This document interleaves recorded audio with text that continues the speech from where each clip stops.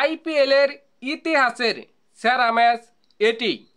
যদি আপনি না দেখে থাকেন তাহলে বড্ড মিস করেছেন।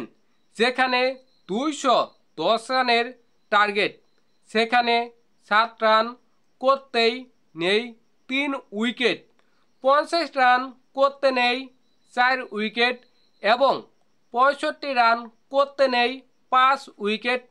Faf du Plessis out. ওই জায়গায় দিল্লি হেরে গেছে, অনেকে ধরে নিয়েছে, কারণ পরবর্তী ব্যাটাররা ভালো ব্যাটিং করতে পারে না, তারা নতুন ব্যাটার। কিন্তু ওই নতুন ব্যাটার, ওই অনভিজ্ঞ ব্যাটার আজকে দিল্লিকে জয় এনে দিল, দারুণ একটি জয় উপহার দিল।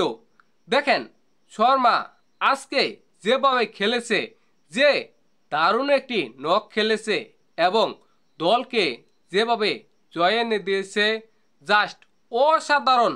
তিনি 31 বলে 65 রানের একটা জগজগা ইনিংস খেলেছে এবং ছক্কা মেরে দলকে জয় এনে দিয়েছে। আজকের ম্যাচে লখনৌ সুপার জায়ান্ট হেরে গেছে। কোন জায়গায় হেরে গেল, কোন কারণে হেরে গেল? দেখেন, লখনৌ সুপার জায়ান্ট প্রথমে ব্যাটিং করতে নামে। তাদের ওপেনার মিচেল মার্শ, তিনি 36 বলে 72 রানের একটা জগজগা ইনিংস খেলে এবং তাদের নিকোলাস পুরান আজকের ম্যাচে জাস্ট অসাধারণ ব্যাটিং করেছে। তিনি 30 বলে 75 রানের একটা জগজগা ইনিংস খেলেছে, 250 স্ট্রাইকে ব্যাটিং করেছে। লখনৌ সুপার জায়ান্ট 13 ওভারে করে ফেলেছিল 161 রান।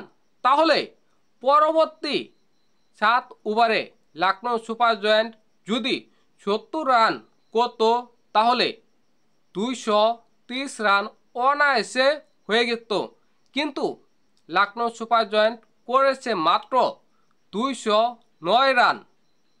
9 রান। আজকের ম্যাচে ঋষভ প্যান্ট 6টি বল খেলেছে, 1টি রানও করতে পারেনি। লখনৌ সুপার জায়ান্ট সবচাইতে বেশি নির্ভর করে ওই ঋষভ প্যান্টের উপরে, কিন্তু ঋষভ প্যান্ট আজকে 6 বলে 0 করেছে এবং লাস্টের 7 ওভারে লখনৌ সুপার জায়ান্টের মাত্র রান এসেছে 40-এর মতো। ওই জায়গায় লখনৌ সুপার জায়ান্ট হেরে গেছে, মোটামুটি নিশ্চিত হয়ে গেছিল। কিন্তু যখন দিল্লি ব্যাটিংয়ে নামে, তারা প্রথম 7 রান করতেই 3 উইকেট হারিয়ে ফেলেছে। তখন আবার লখনৌ সুপার জায়ান্ট গেমে ফিরে এসেছে। তখন লখনৌ সুপার জায়ান্ট জয় লাভ করবে, এটা নিশ্চিত ছিল। এবং দিল্লির যখন 65 রানে 5 উইকেট নেই, তখন তো লখনৌ সুপার জায়ান্ট 100% জয় লাভ করে ফেলেছে, এটা অনেকে ধরে নিয়েছিল। কিন্তু ক্রিকেট খেলা কুসুম কার পক্ষে চলে যায় সেটা তো বলা যায় না।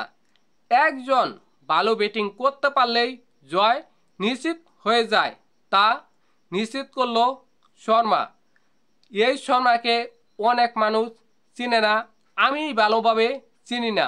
ওই শর্মা আজকে দিল্লিকে জয় এনে দিল। 1 নম্বর কারণ, ওই লাস্টের 7 ওভারের মধ্যে লখনৌ সুপার জায়ান্ট করতে পেরেছে মাত্র 39 রান এবং লখনৌ সুপার জায়ান্ট ভালো বোলিং করতে পারেনি। এই 2টি কারণেই আজকের ম্যাচে লখনৌ সুপার জায়ান্ট হেরে গেছে।